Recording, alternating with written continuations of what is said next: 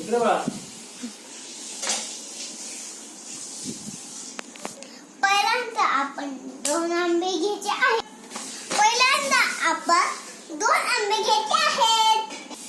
आता आंबे आपण कापूया.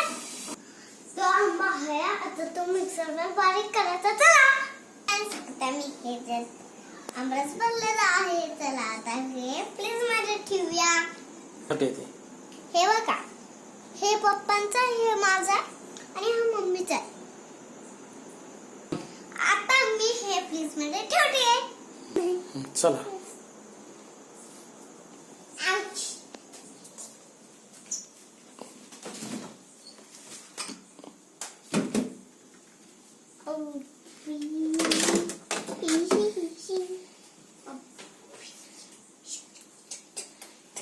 Out, up.